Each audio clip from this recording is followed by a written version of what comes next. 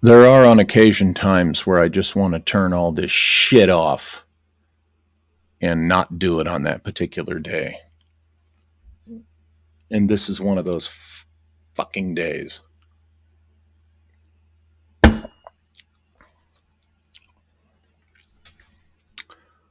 Let's see. Let's give a chance for the room to fill up again. We've got Will Kilgore in the live chat. We've got Nick N, Johnny Side, Jimbo Hap.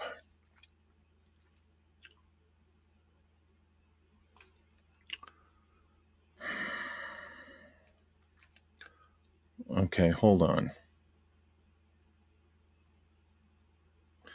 I'll correct the. Oh, wait a minute. There we go. I think I can edit that. Wait a minute. What is?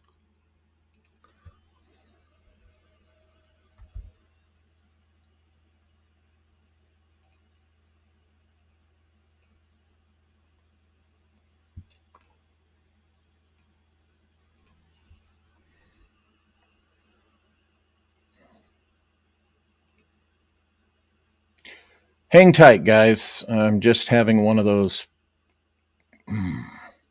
Not a good, not a good day for this shit. Really isn't.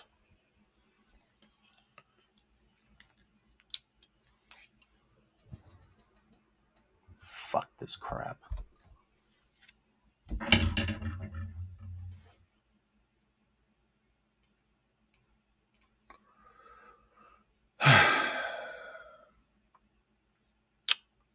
Welcome to the Walter Bosley channel. Thank you guys for being patient. I'll probably get my composure back as I go, but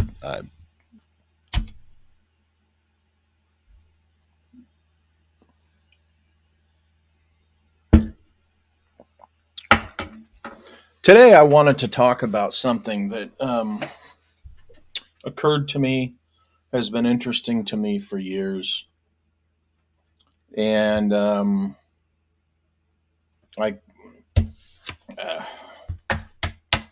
it I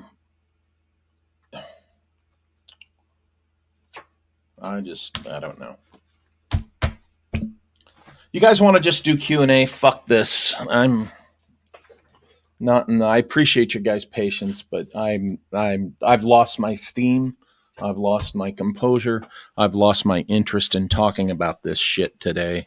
This particular subject I want to talk about, but this just took it out of me. Just the delays, then the technology doing this. I just don't. At this moment, I just don't care. It just, when this kind of shit, this crap, it just takes it out of you sometimes.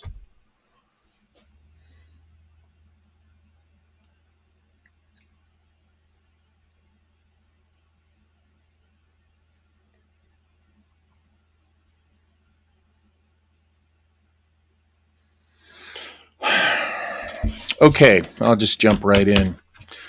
The Pied Piper of Hamelin. It's an interesting story. It apparently has some basis in fact. But I see an interesting, possibly unexpected connection between the Pied Piper story and Tartaria, of all things. And we're going to get there. We're going to start with the Pied Piper story. Now, everybody has heard this story probably from childhood.